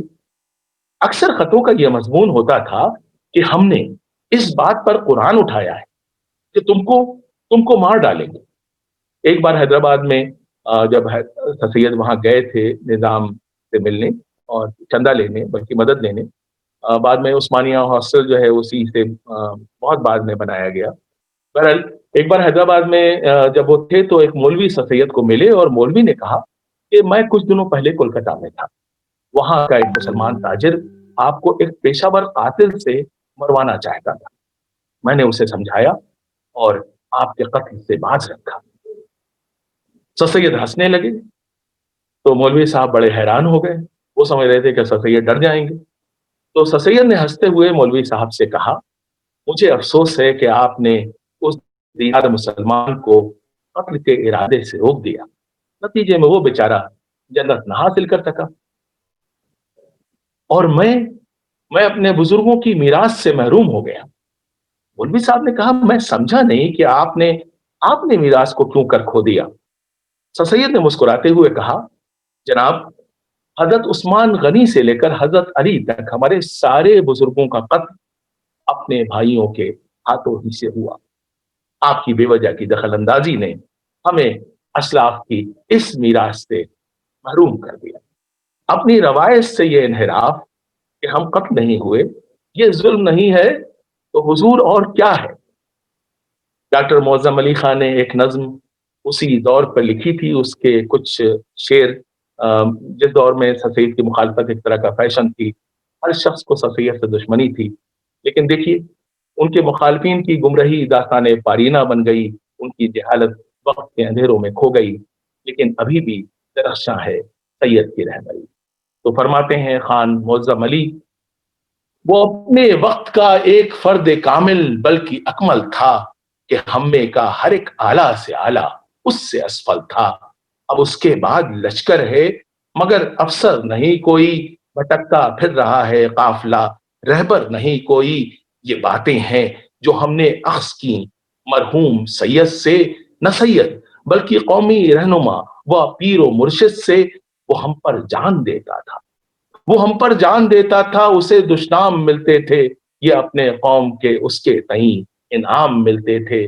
मगर वो दर्दमंदे कौम एक कोहे तहम्मुल था, मगर वो दर्दमंदे कौम एक कोहे तहम्मुल था, जो उसके हक में कांटे थे वो उनके वास्ते गुल था। इसी मतलब पे कोई دل نہادہ ہو تو ایسا ہو. میں چاہوں گا کہ آپ لوگ اسے دھیان دیں اس مصرے پہ کہ وہ کیا کہہ رہے ہیں. کہہ رہے ہیں کسی مطلب پہ کوئی دل نہادہ ہو تو ایسا ہو, جو ہمت ہو تو ایسی ہو, ارادہ ہو تو ایسا ہو, جو ہمت ہو تو ایسی ہو, ارادہ ہو تو ایسا ہو. سر سید نے اپنے کالج کے لیے پورے ملک میں لمبے لمبے سفر کیے. وہ سفر پر ہزارہ روپیہ صرف کرتے تھے. اس زمانے میں سفر کرنا اتنا آسان نہیں ہوتا تھا. ایسا نہیں ہے کہ ریزرویشن کرایا اور چل دیے. اس زمانے میں جب لوگ سفر پہ جاتے تھے تو انہیں واپس آنے کی بھی بہت زیادہ امید نہیں ہوتی تھی, کیونکہ یہ جو ابھی آر اوز ہوتے ہیں اور واٹر فلٹرز ہوتے ہیں یہ سب نہیں ہوتے تھے, اور بہت زیادہ انفیکشنز ہوتے تھے. سفر کا مطلب ہوتا تھا بیمار ہونا. جیسے دہلی میں ابھی ہوتے ہیں تو دہلی بیلی ہو جاتا ہے, طبیعت خراب ہو جاتی ہے نیسیسرلی. تو اسی طرح سے اس زمانے میں جتنے لوگ جاتے تھے وہ سفر میں بیمار ضرور ہوتے تھے, کیونکہ پانی بدلتا تھا, طرح طرح کے انفیکشنز ہوتے تھے. تو خیر, سر سید نے اپنے کالج کے لیے پورے ملک میں لمبے لمبے سفر کیے. وہ سفر پر ہزارہ روپیہ صرف کرتے تھے. سر سید کے جو بھی ساتھی ہمراہ ہوتے تھے وہ بھی خرچہ اٹھاتے تھے, لیکن وہ لوگ تو بدلتے رہتے تھے. لیکن سر سید تو ہر سفر میں ہوتے ہی ہوتے تھے. ایک بار کسی نے کہا کہ آپ راجپوتانے کا بھی سفر کیجیے, وہاں سے بھی چندہ جمع کیجیے. کر تو لوں لیکن روپیہ نہیں ہے. اس صاحب نے کہا کالج کے چندے کے لیے تو سفر کا خرچہ تو خرچ کمیٹی کو دینا چاہیے. سر سید نے کہا دیکھیے کالج چلے یا نہ چلے, لیکن مجھے گوارا نہیں کہ کوئی یہ سوچ بھی سکے کہ سید کا کالج کے پیسے سے کچھ لینا دینا ہے. میرا خرچہ مجھے ہی اٹھانا ہے, مجھے کالج کو چلانا ہے, کالج کو مجھے نہیں چلانا ہے. بنیاد پرست لوگ اس زمانے میں بھی اور آج بھی سر سید سے سخت نفرت کرتے. وہ انگریزی تعلیم کے خلاف تھے, سوچ کے خلاف تھے. ایسے لوگ بھی تھے جو خود اپنے بچوں کو انگریزی پڑھاتے تھے, لیکن سر سید کی برائیاں کرنے سے باز نہ آتے تھے. ان میں افسوس کے ساتھ مجھے کہنا پڑ رہا ہے کہ دیگر لوگوں کے ساتھ ساتھ اکبر الہ آبادی بھی تھے, جو خود مجھے بھی پسند ہیں اور آپ سب کو بہت پسند ہیں. وہ سر سید کی مخالفت میں پیش رہا کرتے تھے, لیکن خود اپنے بیٹے کو لندن بھیجنے سے نہ چوکتے تھے. ان کے زہر میں بجھے شیر ہاتھوں ہاتھ لیے جاتے تھے, بہت پسند کیے جاتے تھے. جیسے کہ یہ شعر دیکھیے, کہتے ہیں نظر سید کی رہی کالج میں بس علمی فوائد پر, گرا کے چپکے بجلیاں دینی عقائد پر. یعنی کہ کہا جا رہا ہے کہ اس کا مقصد ہی ان کا یہی تھا کہ جو عقائد ہیں ان پہ بجلیاں گرا کے انہیں جلا دیا جائے. مالی تعاون کے ایک ایسے ہی سفر کے لیے جب سر سید لاہور گئے تو وہاں کئی مولوی حضرات بھی اسٹیشن پر آ گئے, جو اکبر الہ آبادی کی طرح سر سید کے خلاف تھے. وہ انگریزی تعلیم کو کفر سمجھتے تھے اور سر سید کو اسلام کا دشمن گردانتے تھے. سر سید ایسے لوگوں پر توجہ کم ہی دیتے تھے, اس لیے اسٹیشن پر مولویوں کی آمد کا مقصد مولوی لوگ اپنے ساتھ جوتوں کا ایک بڑا سا ہار لائے تھے, اور اس سے پہلے کہ سر سید کچھ سمجھ سکیں مولوی لوگ ان کے گلے میں وہ ہار ڈال کر وہاں سے چمپت ہو گئے. سر سید اس پہ دھیان دینے کی ضرورت ہے کہ کیا کریکٹر تھا ان کا, کیا کردار تھا اور کیا ان کی گہرائی تھی. سر سید ذرا سا بھی نالا نہ ہوئے. انہوں نے دھیان سے وہ جوتے دیکھے تو یہ پایا کہ وہ جوتے تو بالکل نئے تھے. جلدی میں مولوی بیچارے پرانے جوتے کہاں سے لاتے, یا پھر شاید وہ پرانے جوتے اپنے پاک دستان مبارک سے چھونا نہیں چاہتے تھے. سر سید نے وہ جوتے وہیں ریلوے اسٹیشن پر آواز لگا کر نیلام کیے. مذاق میں وہ کافی مہنگے ہوئے. سر سید نے ساتھیوں سے کہا یہ پیسے بھی چندے میں شامل کیجیے, اور ساتھ میں یہ بھی لال روشنائی سے لکھیے, دھیان دیجیے, ساتھ میں یہ بھی لال روشنائی سے لکھیے کہ کالج کو یہ پاک اور مبارک چندہ حاصل ہوا ہے مولویان لاہور کی برکت خاص سے. تو دیکھیے سر سید کی یہی مخصوص حصے مزاح تھی جو علی گڑھ والوں کی شناخت بن گئی, اور آج تک ہم سب میں کسی نہ کسی صورت یہ موجود ہے. جب ایک علی گڑھ والا دوسرے علی گڑھ والے سے ملتا ہے تو وہ لوگ بے وجہ کسی بات پہ ہنس رہے ہوتے ہیں. تو در حقیقت وہ جو ان کی سنت تھی، سر سید کی سنت تھی، اس پہ عمل کر رہے ہوتے ہیں. تو بقول شاعر، اسی کی کوششوں سے علم کی دولت ملی ہم کو، اسی کی کوششوں سے علم کی دولت ملی ہم کو، بہر صورت جہان فکر میں عزت ملی ہم کو، پری سائنس کی اتری ہمارے گھر کے آنگن میں. اب دیکھیے کیا خوبصورت انہوں نے تشبیہ استعمال کی ہے، کیا انالوجی ہے. پری سائنس کی اتری ہمارے گھر کے آنگن میں، ریاضی چاند بن کر آ گئی ملت کے دامن میں. ترقی کی جو ضامن تھی وہ انگریزی قریب آئی، نئے افکار کی ایک برق سی ذہنوں میں لہرائی، ادب اور فلسفے کے ساتھ ہی تہذیب بھی آئی، گلے تربیت کردار نے بھی وزن مہکائی، نشاط زندگی کے خوشنما چہرے نظر آئے، تھکن کی راہ میں عیش و طرب کے ہم سفر آئے، جہالت کے اندھیروں سے ہمیں جس نے نکالا. اس شعر پہ دھیان دیجیے. جہالت کے اندھیروں سے ہمیں جس نے نکالا تھا، وہ سر سید سراپا روشنی تھا ایک اجالا تھا. وہ سر سید سراپا روشنی تھا ایک اجالا تھا. آج ہی کے دن علی گڑھ میں اور دنیا کے 100 سے زیادہ ممالک میں سر سید ڈے منایا جاتا ہے.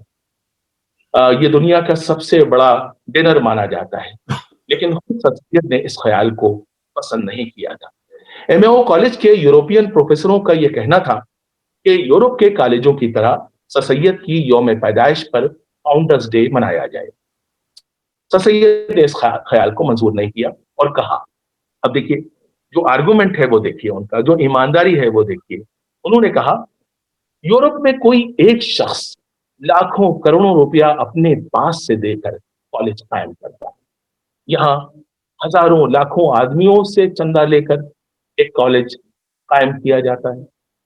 تو جب کالج قوم کے روپے سے قائم کیا جاتا ہے جیسا یہاں ہوا ہے، تو اس کے کسی خاص بانی کے نام ایسی رسم ادا کیے جانے کا کوئی جواز نہیں بچتا. اس لیے میرے نزدیک بجائے فاؤنڈرز ڈے کے فاؤنڈیشن ڈے یعنی کالج کی سالگرہ کا دن مقرر ہونا چاہیے. چنانچہ اسی تجویز کے مطابق کئی سال تک کالج میں یہ رسم یوم تاسیس پر ہوا کرتی تھی. سر سید اہل دل کے امام کیوں ہیں؟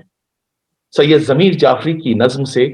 سید ضمیر جعفری بہت ہیومر کے بہت بڑے شاعر ہیں، لیکن سر سید کو پیش کرتے ہوئے انہوں نے بالکل ایک الگ ڈگر اپنائی ہے. تو دیکھیے کہ یہ کتنی مختلف نظم ہے. سید ضمیر جعفری کی نظم سے آئیے سمجھتے ہیں سر سید کا کردار. کہتے ہیں، اس نے جانچا وقت کی بفری ہوئی رفتار کو، اس نے جانچا وقت کی بفری ہوئی رفتار کو، ہما قوم کی گرتی ہوئی دیوار کو، یاس کے گہرے سمندر میں کنارہ بن گیا، وہ ہماری رات کا پہلا ستارہ بن گیا، زندگی کا بار بار اسلوب سمجھایا ہمیں، خودکشی کی آخری حد سے بچا لایا ہمیں. دیکھیے کیا بات کہی ہے، خودکشی کی آخری حد سے بچا لایا ہمیں، اس نے سمجھایا نئی آفاق بندی کا مزاج، زندگی دیتی نہیں بے علم قوموں کو خراج، شاہیاں آزادیاں خودداریاں خوشحالیاں، میرے خالی گھر میں کتنی خوشحالیاں بھر ڈالے. یہ دیکھیے میر کا انداز ہے، اور انہوں نے میر کے انداز میں یہ بات کہی ہے کہ شاہیاں آزادیاں خودداریاں خوشحالیاں. آج بر صغیر میں بنگلہ دیش سے لے کر پاکستان سے لے کے اور صوبہ سرحد سے لے کے اور چنئی اور کیرالہ تک جو شاہیاں ہیں، آزادیاں ہیں، خودداریاں ہیں، خوشحالیاں ہیں، جو ہمارے خالی گھر میں جو خوشحالیاں ہیں، اب دیکھیے کہ وہ کیا کہہ رہے ہیں، کیا بات کہہ رہے ہیں. 1877 میں سید احمد کو حکومت کی اعلیٰ ترین امپیریل کاؤنسل کا ممبر بنایا گیا، جس کا حوالہ ابھی حسین وحید صاحب نے آپ کو دیا. 1888 میں سید احمد کو سر کا خطاب عطا کیا گیا. تو ہماری اس داستان میں اب تک ہمیں انہیں شاید سید احمد کہنا تھا، اور اس مرحلے کے بعد سے ہمیں انہیں سید احمد کہنا. سر سید احمد کہنا تھا، لیکن اگر ہم انہیں سید احمد کہتے تو آپ سمجھ نہ پاتے، اس لیے یہ غلطی تھی جس کا اعتراف ضروری ہے۔ 1879 میں ایڈنبرا یونیورسٹی نے سر سید کو LLD کی اعزازی ڈگری کا اہل قرار دیا۔ تو دیکھیے یہ ایک ایک سال میں یہ ساری چیزیں تیزی کے ساتھ ہو رہی ہیں۔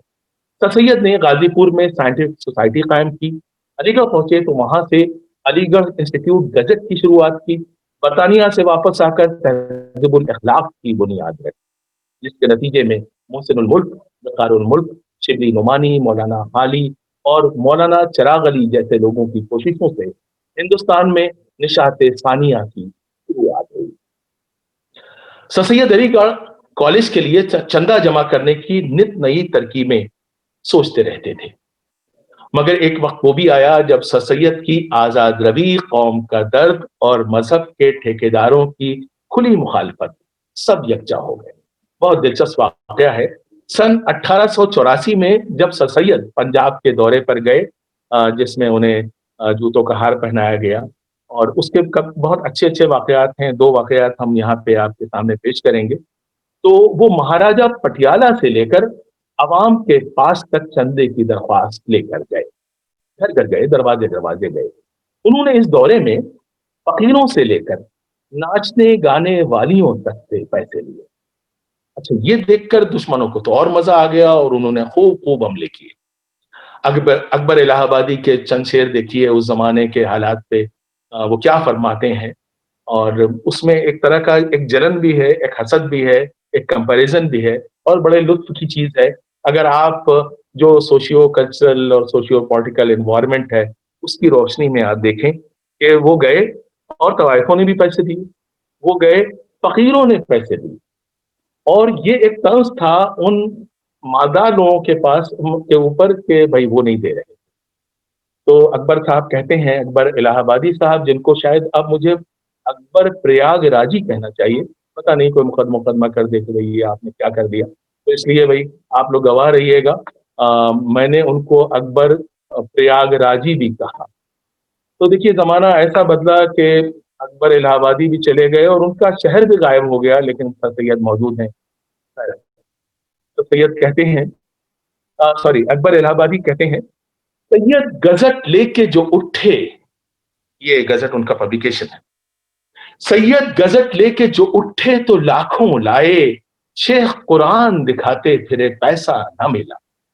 واہ واہ کیا راہ دکھائی ہے ہمیں مرشد نے، کر دیا کعبے کو گم اور کلیسا نہ ملا، رنگ چہرے کا تو کالج نے قائم رکھا۔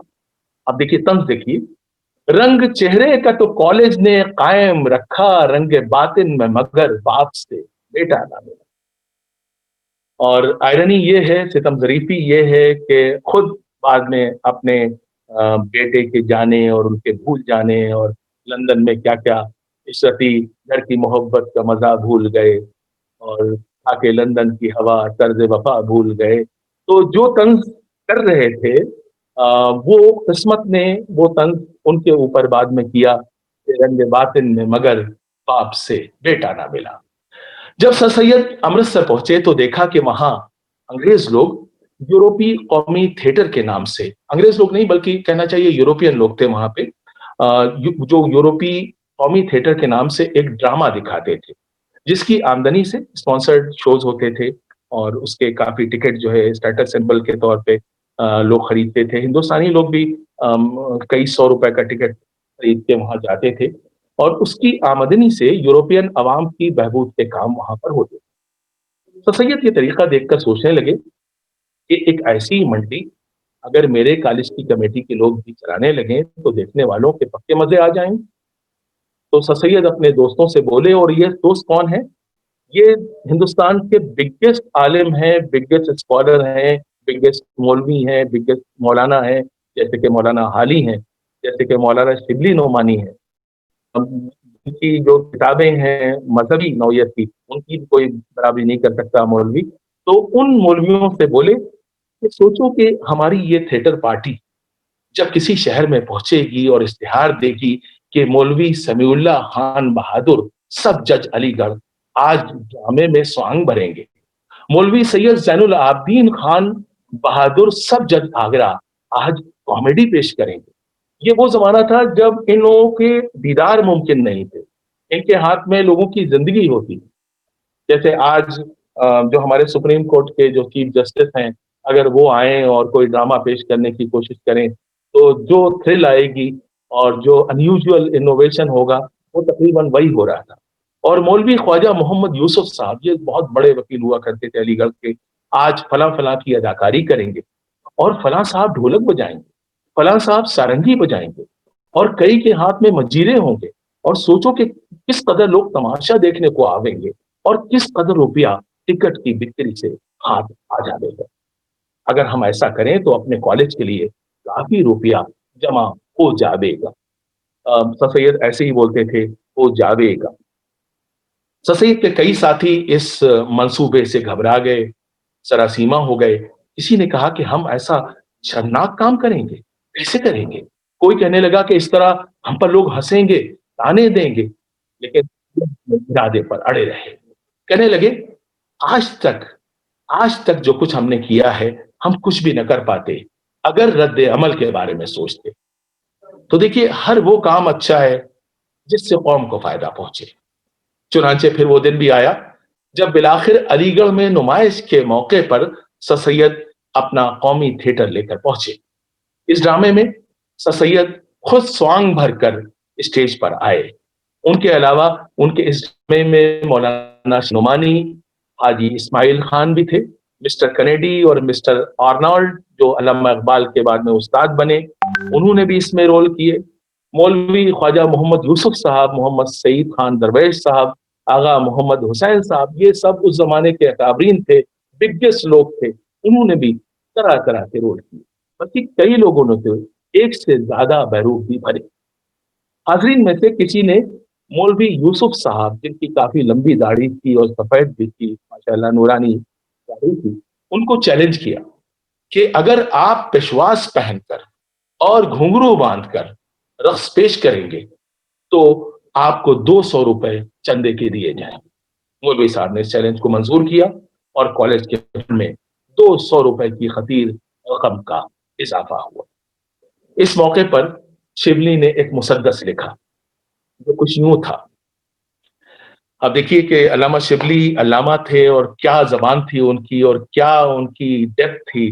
لیکن اس میں یہ جو مسدس ہے جو ڈرامے کے بارے میں ہے, اس میں میں سمجھتا ہوں کہ کوئی مشکل لفظ نہیں ہے, بہت آسان ہے اور بہت لطف آتا ہے. تو میں آپ کو سنانا چاہوں گا. کہتے ہیں, ہے گما ان کو, یعنی کہ پبلک کو جو نمائش دیکھنے آئی ہے گما ان کو کہ آیا ہے یہ تھیٹر کوئی, اس سے بھی تماشا ہے یہ بڑھ کر کوئی, اس سبھا میں بھی نظر آئے گا اندر کوئی. اندر سبھا اس زمانے کا بہت مشہور ڈرامہ ہوتا تھا, اس سے دیکھیے استفادہ کیا ہے انہوں نے. کہتے ہیں, اس سبھا میں بھی نظر آئے گا اندر کوئی, مسخرہ بن کے بھی آئے گا مقرر کوئی. نقل وہ ہوگی کہ دیکھی نہ سنی ہوگی کبھی, سیر وہ آج کریں گے جو نہ کی ہوگی کبھی. کوئی کہتا ہے یہ تھیٹر تو نہیں ہے لیکن ساز و نغمہ بھی نہ ہو یہ تو نہیں ہے ممکن. راتیں کاٹی ہیں اسی شوق میں تارے گن گن, دیکھیں کیا سیر دکھائیں یہ بزرگان مسن. دیکھیں کیا سیر دکھائیں یہ بزرگان مسن. تو جناب مورخ زمانہ انگشت بدندہ ہے کہ کیا لوگ تھے اور کیا ان کی وابستگی تھی کہ جو ٹھان لیا اس کے لیے ہر ممکن محنت کی. یہی وجہ ہے کہ سر سید اور ان کے ساتھیوں نے نہ صرف ہندوستان بلکہ تمام ایشیا کو ایک نئی جہت, ایک نیا انداز, ایک نئی سوچ, ایک نئی فکر عطا کی. کیا لوگ تھے کہ ان کے مخالفین ان کے راستوں میں کانٹے بچھائے جاتے تھے اور وہ اپنے عزم اور عمل اور اپنی بے لوث محبت سے ان کانٹوں کو پھولوں میں بدلتے جاتے تھے. وہ سر سید جسے ملت کا میر کارواں کہیے, وہ سر سید جسے قوم و وطن کا پاسباں کہیے, وہ سر سید جسے دیوانہ خیر البشر کہیے, وہ سر سید جسے دین مبین کا راہ بر کہیے, وہ سر سید وہ جسے سرچشمہ علم و ہنر کہیے, وہ سر سید جسے دانشور بالغ نظر کہیے, وہ سر سید جس کی ذات تھی حکمت کا سیارہ, وہ सर सैयद के जिसकी शख्सियत दानिश का गहवारा, वो सर सैयद के जिसकी शख्सियत दानिश का गहवारा। सर सैयद ने दिमागश से काम चलाने की कोशिश नहीं की, न कभी लफाजी की, न बेवजह की तकरीरें की। उन्होंने जो भी कहा उसके लिए मेहनत की, उसके लिए राहें हमवार की और दुश्मनियां भी मोल ली। एएमयू इस हकीकत का सबसे बड़ा सबूत है, जिसमें उन्होंने आर्नल्ड और मॉरिसन जैसे अंग्रेज असातिज़ा की खिदमत अपने कॉलेज के लिए हासिल की। दूसरी जानिब उन्होंने जनाब बैजनाथ और जनाब जेसी चक्रवर्ती, जो उस जमाने के कलकत्ता के सबसे बड़े आलिम और फाजिल और प्रोफेसर लोग थे, उन जैसे नामवर हिंदुस्तानी असातिज़ा को अपने इदारे में पढ़ाने की दावत। उस सैयद के जिसका सर न था अक्ल का मकसद, उस सैयद के जिसका दिल न था खल्क का मादन, उस सैयद बरहमन आंख पर जिसको बिठाते थे, समझकर देवता तालीम का करते थे सब दर्शन, बहा देता था दरिया। बताता था कभी जब कौम को मुर्दा तो रिफ़्क़त से बहा देता था दरिया। आंसुओं का बरसरे मतफन, बहा देता था दरिया। आंसुओं का बरसरे मतफन। सर सैयद अहमद खान ने जो काम शुरू किया था वो तहरीक बनता गया, सैलाब की मानंद बढ़ता गया। सर सैयद के खुलूस से मुतासिर होकर तालीम व तामीर का काम जगह जगह होने लगा। नए नए लोगों ने अपने अपने शहरों में तालीमी सरगर्मियों का काम आगे बढ़ाया। लाहौर में इस्लामिया कॉलेज बनाया गया, कराची में सिंध मुस्लिम मदरसा कायम हुआ, पेशावर में इस्लामिया कॉलेज शुरू हुआ, मुस्लिम कॉलेज चल पड़ा।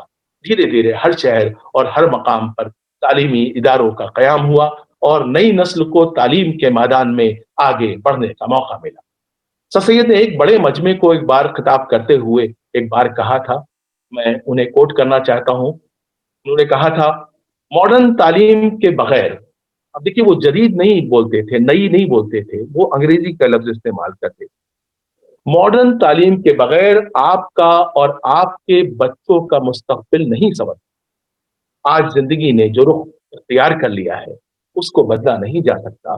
कोई कितना भी चाहे वक्त की रफ्तार को नहीं रोक सकता, बल्कि सच तो यह है कि ऐसी कोशिश करने वाला हर शख्स खुद तबाह हो बर्बाद हो जाएगा। इन हालात में हमारे और आपके सामने अब है एक ही रास्ता कि हम अपनी सारी तवज्जो मॉडर्न तालीम के फरोग पर मरकूज करते हैं।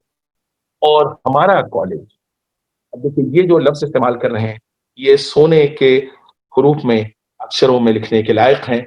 वो कह रहे हैं कि हमारा कॉलेज यही कुंजी आपके बच्चों के हवाले करेगा और कुछ नहीं करेगा। वो एक कुंजी देगा जिससे वो बच्चे दूसरे ताले खोलेंगे। अब देखिए कितनी खूबसूरत और कितनी गहरी बात कितने आसान लफ्जों में उन्होंने कही। उसके बाद उन्होंने कहा कि मैं इंग्लिस्तान के सफर पर गया था। ये एक तकरीर का हिस्सा है। मैं इंग्लिस्तान के सफर पर गया था, मैंने वहां देखा कि वहां क्या इनकलाब रूनुमा हो रहा है। यूरोप जिस राह पर गामजन है वही मुस्तकबिल का रास्ता है। मैं वहां ये देखने गया था कि वहां की दरसगाहें कैसी हैं और उनका निजाम कैसे चलता है। मैं वहां के तालीमी इदारों में रहा, वहां के नामवर असातिज़ा से मिला। इस बात का खुले दिल से मुझे एतराफ करना चाहिए कि उनकी तरक्की देखकर दिल खुश हुआ। मैंने जब ऑक्सफोर्ड और कैम्ब्रिज जैसे आलीशान कॉलेज देखे तो मैं इस फैसले पर पहुंचा कि हिंदुस्तान में भी कैम्ब्रिज की तर्ज का एक तालीमी इदारा कायम करूंगा। वहां के अखबारात स्पेक्टेटर और गार्जियन से भी मुतासिर हुआ और यही सोचकर मैंने यहाँ तहज़ीबुल अखलाक निकालने का फैसला किया। देखिए अगली जो लाइन है उस पर ध्यान देने की जरूरत है और ये बात जो है हुसैन ने अभी आपसे कही थी, मैं सभी हिंदुस्तानियों की ऐसी तालीम चाहता हूँ। यहाँ पे उन्होंने ये नहीं कहा कि वो मुसलमानों की तालीम चाहते हैं या सिखों की तालीम चाहते हैं या वो ईसाइयों की तालीम चाहते हैं। तो यहाँ पे देखिए लफ्ज है, मैं सभी हिंदुस्तानियों की ऐसी तालीम चाहता हूँ कि उसके जरिए उनको अपने हुकूक हासिल होने की कुदरत हो जाए। बहुत सारे लोग जो है सर सैयद को अटैक करते हैं कि वो आज़ादी नहीं चाहते थे, वो अंग्रेजों के वो थे, गुलाम थे, वो अंग्रेजों के हामी थे। अब देखिए इसको डिकंस्ट्रक्ट कीजिए। میں ایسی تعلیم چاہتا ہوں کہ اس کے ذریعے ان کو اپنے حقوق حاصل ہونے کی قدرت ہو جائے. انہیں نہیں معلوم تھا کہ ایک دن جو ہے دانش اقبال صاحب جو ہے وہ اس بات کو کوٹ کریں گے اور ڈسکس کریں گے. آگے کہتے ہیں اگر گورنمنٹ نے ہمارے کچھ حقوق اب تک نہیں دیے ہیں. آپ دیکھیے ان کا آپٹیمزم دیکھیے. اگر گورنمنٹ نے ہمارے کچھ حقوق اب تک نہیں دیے ہیں جن کی ہم کو شکایت ہو, تو بھی ہائی ایجوکیشن وہ چیز ہے کہ خواہ مخواہ وہ حکومت سے ہم کو ہمارے مطلوبہ حقوق دلا دے. تو دیکھیے کتنی گہری بات ہے کہ ہمیں نعرے نہیں لگانے ہیں, ہمیں شور نہیں مچانا ہے, ہمیں اپنے اندر ایک تبدیلی پیدا کرنی ہے, ہمیں اپنے اندر وہ گہرائی پیدا کرنی ہے کہ اس کے بعد ہمارے سارے رائٹس ہم کو مل جائیں. اور سر سید کا اور بہت سے لوگوں کا یہی رویہ تھا, شاید وہی ضروری تھا. اور ابھی جو ماحول ہے آپ دیکھیے علی گڑھ اس کے سر سید کی باتوں کی روشنی میں ابھی جو ملک کے حالات ہیں آپ دیکھیے کہ ہم کو وہ حقوق مل گئے ہیں, لیکن کیا ہم اس کے قابل ہیں؟ تو شاعر کہتا ہے مہکی ہوئی تھی محفل انسانیت تمام, گلدستہ صفات کی سید کی زندگی, شہرت پسند اس کی طبیعت کبھی نہ تھی. یہ شعر بہت اچھا مجھے لگتا ہے. آپ دیکھیے اس میں کتنی خوبصورت تشبیہ استعمال کی گئی ہے. کہہ رہے ہیں شہرت پسند اس کی طبیعت کبھی نہ تھی, جنگل کی چاند رات تھی سید کی زندگی. جنگل میں جو چاند نکلتا ہے اس سے صرف پیڑ دیکھتے ہیں, کوئی انسان نہیں دیکھتا. وہ چاند جو ہے اپنی تشہیر نہیں چاہتا, وہ اپنا نام نہیں چاہتا, وہ صرف جنگل کے اندھیروں پر اپنا نور بکھیرتا ہے. تو سید جنگل کا چاند تھے, شہرت پسند اس کی طبیعت کبھی نہ تھی, جنگل کی چاند رات تھی سید کی زندگی, سردار دو جہاں کا تصور لیے ہوئے پورے کائنات کی سید کی زندگی. مولانا حالی کے ایک بیان سے ہم یہ بھی سمجھ سکتے ہیں کہ سر سید انگریزوں کے کتنے بڑے حامی تھے, اور یہ بھی کہ وہ کتنے انسان ہو گئے تھے, کتنے بڑے کرسچن تھے, وہ کتنے بڑے نیچری ہو گئے تھے. دو واقعے ہیں چھوٹے چھوٹے, وہ میں آپ کو سناتا ہوں, اور میں کچھ نہیں کہوں گا, آپ کو اپنا نتیجہ خود ہی نکالنا ہے. تو یہ واقعہ حالی نے لکھا ہے اپنی کتاب میں, جو ان کی بایوگرافی لکھی ہے سر سید کی. حالی لکھتے ہیں کہ ایک دفعہ سر سید ریل میں کہیں جا رہے, کبھی کسی اسٹیشن پر دو انگریز ان کی گاڑی میں آ بیٹھے. ایک ان میں پادری بھی تھے. جب پادری کو معلوم ہوا کہ وہ آج سید احمد خان کے ہم سفر ہیں تو وہ خوش ہوئے اور سر سید سے بولے ایک مدت سے آپ کی ملاقات کا اشتیاق تھا, میں آپ سے خدا کی بات کرنا چاہتا ہوں. سر سید نے کہا میں نہیں سمجھا کہ آپ کا اس بات سے کیا مقصد تھا. اب یہاں پہ میں سارے علی گڑھین سے مطلب کہنا چاہوں گا کہ اگر آپ کی ٹرین میں ایسے ہی آدمی سے ملاقات ہوتی تو کیا آپ کا جواب بالکل ایسا ہوتا کہ نہیں ہوتا. تو سر سید نے کہا میں نہیں سمجھا کہ آپ کا اس بات سے کیا مقصد تھا. پادری صاحب کہنے لگے کہ میں آپ سے خدا کی باتیں کرنا چاہتا. سر سید نے ہنس کر کہا خدا, میری تو کبھی ان سے ملاقات نہیں ہوئی, اس لیے میں تو ان کو نہیں جانتا. پادری حیرت میں آ گئے, کہنے لگے ہیں یہ تو غضب ہے, آپ خدا کو نہیں جانتے. سر سید کہنے لگے مجھے پر کیا موقوف ہے, جس سے کبھی کسی کی ملاقات نہ ہوئی ہو اس کو بھلا کوئی کیسے جان سکتا ہے. اچھا یہ بتائیے آپ کیا کالو خان تاگے بان کو جانتے ہیں جو تاگا چلاتے ہیں؟ اگر میں آپ سے کہوں کہ میں آپ سے کالو خان تاگے بان کی بات کرنا چاہتا ہوں تو پادری صاحب آپ کیا کہیں گے؟ پادری نے کہا نہیں, میں اس نام کے آدمی سے کبھی نہیں ملا. سر سید کہنے لگے یہی تو میں بھی عرض کر رہا ہوں, جس سے میں کبھی نہ ملا ہوں, نہ میں نے کبھی اس کو اپنے ہاں کھانے پر بلایا ہو, نہ مجھ کو اس کے ہاں کھانے پر جانے کا اتفاق ہوا ہو, اس کو میں کیوں کر جان سکتا ہوں؟ اور جب میں آپ کے اس خدا کو جانتا ہی نہیں تو پھر بات کیا کروں گا. تو سید کا جواب سن کر وہ پادری جو ہے بہت ہرٹ ہو گیا, خاموش ہو گیا. اس نے دوسرے مسافر سے انگریزی میں کہا, یہ سوچ کر کے انگریزی نہیں سمجھتے ہوں گے, اس نے کہا کہ میں تو کچھ اور سمجھتا تھا, یہ شخص تو سخت کافر نکلا. اور پھر پورے راستے وہ سر سید سے کچھ نہ بولا. تو خدا اور مذہب کو لے کر سر سید کا یہ رویہ شاید کچھ لوگوں کو ابھی بھی عجیب لگا ہو, لیکن ان کا یہی طریقہ بعد میں علی گڑھ کی پہچان بن گیا. یعنی میں جان بوجھ کر ایک طرز فکر اپنا سکتا ہوں, اور ضروری نہیں کہ آپ جو کہیں میں وہی سوچوں اور وہی کہوں. خود میں خود میں اپنی زندگی میں اپنی بیوی کے ساتھ اپنے بچوں کے ساتھ اس تطیت کے عمل کو دن میں 4 یا 5 بار جو ہے رہتا ہوں. اور میں سمجھتا ہوں کہ آپ سب بھی کچھ ایسی حرکتیں کر رہے ہوں گے. تو سر سید گئے نہیں ہیں، سر سید موجود ہیں.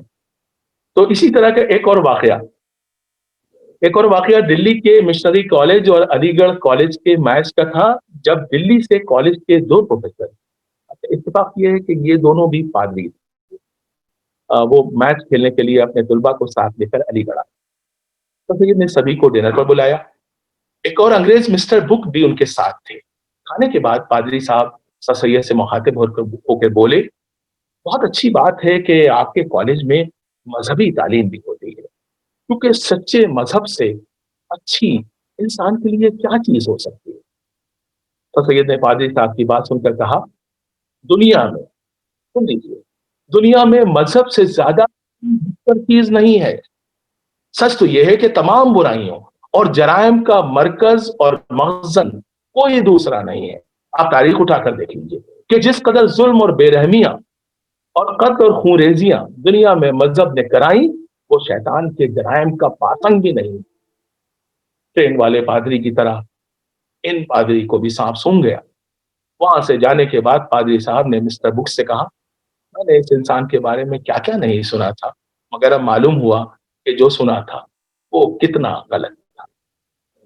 مولانا حالی سر سید کے دیرینہ رفیق تھے، دست راست تھے. اپنے اس شعر کے ذریعے سر سید کو خراج عقیدت پیش کرتے ہوئے کہتے ہیں، تیرے احسان رہ رہ کر صدا یاد آئیں گے ان کو، کریں گے ذکر مجلس میں اور دہرائیں گے ان کو.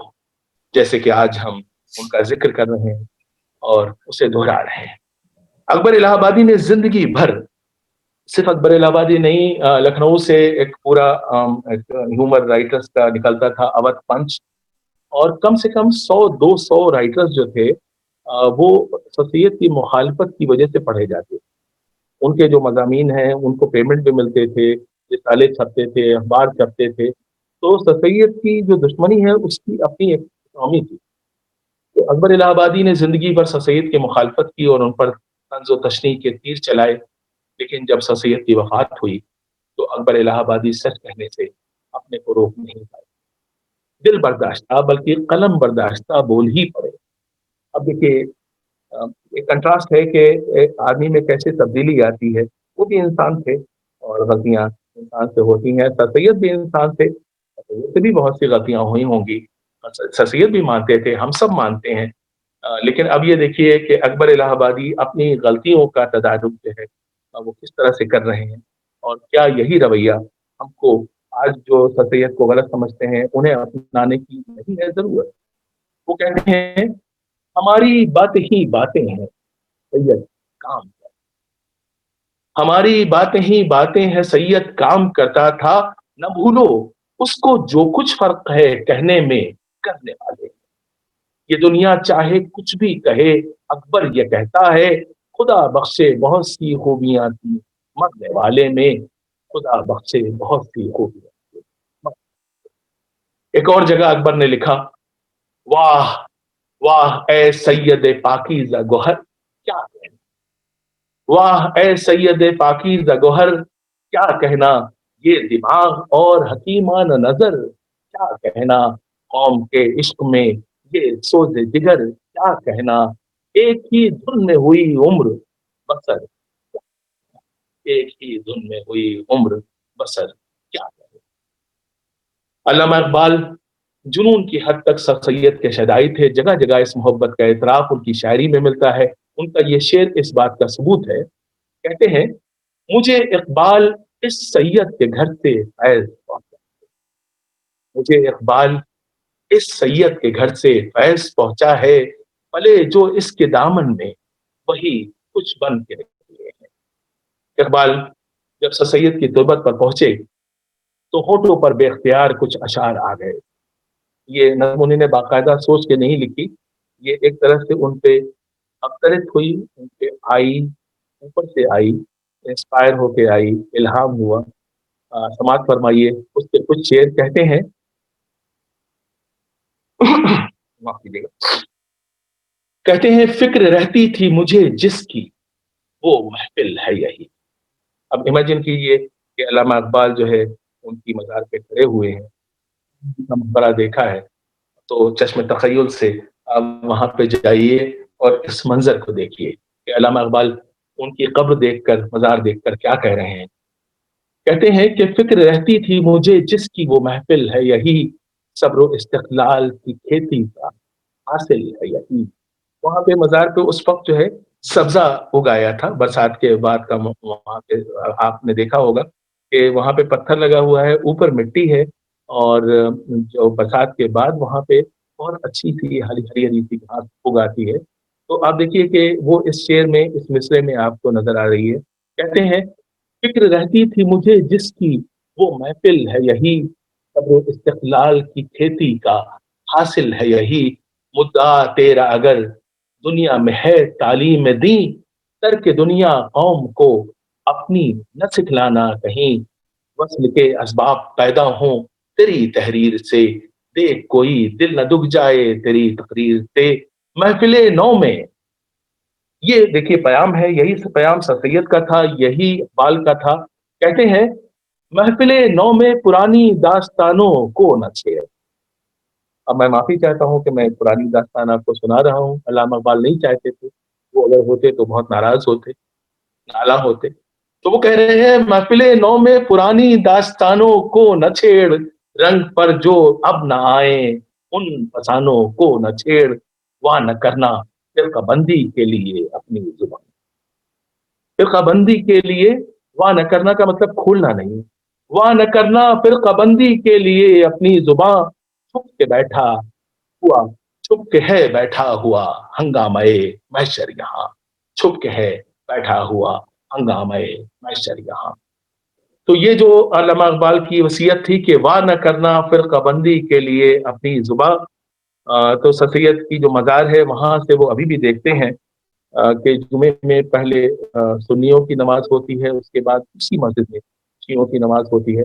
और इस पर हम जितना फख्र करें, ये बहुत ही खूबसूरत चीज़ है कि जो अल्लामा इकबाल ने कहा, जो सर सैयद ने कहा, अलीगढ़ उस पे अभी भी कायम है।